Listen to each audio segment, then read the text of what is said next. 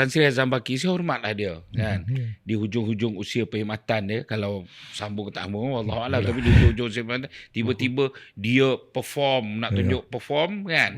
Dia pun cuba facilitate beberapa. Walaupun saya beritahu yang kena setakat ini bukanlah ikan bilis, tetapi bukan ikan jerung. Ada tertengah lah. Mungkin ikan middle management lah.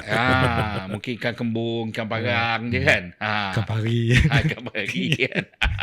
Tapi apa namanya ni, dia juga menyatakan Cikgu Bat bukan whistleblower tapi hanya pelapor. Itu pun saya confused. Definition dia kat mana tu? Saya pun tak faham apa beza pelapor, apa beza whistleblower kan, saya tak pasti. Tapi mungkin mula-mula peringkat tu kawan-kawan buatkan lelucon dengan menyebut bahawa sebab Azam Baki, sebab dalam banyak kes rasuah dia ada pulangan kepada whistleblower. Contohnya dia rapas 1 juta, adalah 10,000, 100,000 sebagai imbuhan kerana keberanian dia menjadi whistleblower. Kan? Dia kawan-kawan cakap mungkin Azam tak nak kot share dengan kau apa yang dia rampas kan. Tu tak apalah.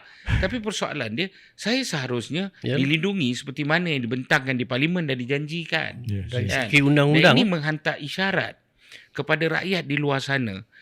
Dulu Yang Maha Mulia Seri Paduka Baginda Yang di-Pertuan Agong menyatakan bahawa rakyat wajib menjadi mata-mata. Ini titah tuanku ni. Rakyat perlu keluar untuk melawan rasuah. Tapi tiba-tiba saya lawan rasuah. Kan? Malah saya mengasingkan kes-kes skandal. Video ni bang, jangan cakap lah kan. Macam-macam video kita dapat kan. Tapi itu bukan tujuan saya. Kan? Saya lawan tegak rasuah ni. Tapi dalam keadaan itu, saya tidak dilindungi. Yang buat laporan ni bukan ahli akau raju. Yang buat laporan ni adalah institusi kerajaan itu sendiri. Kan? Maknanya kamu derhaka. Kamu engkar titah tuanku. Kan? Begitu juga Datuk Seri Anwar Ibrahim semalam sampai seminggu. Siapa tak ada tayatan. Tak boleh buat kerja nak suruh berhenti. Ya. Tapi pada masa itu, adakah jabatan-jabatan kerajaan, kementerian-kementerian termasuk Menhan dan sebagainya ini cuba sabotaj usaha Anwar Ibrahim ataupun derhaka dengan titah tuanku? Jabatan kerajaan melawan individu kan. Pelik tu.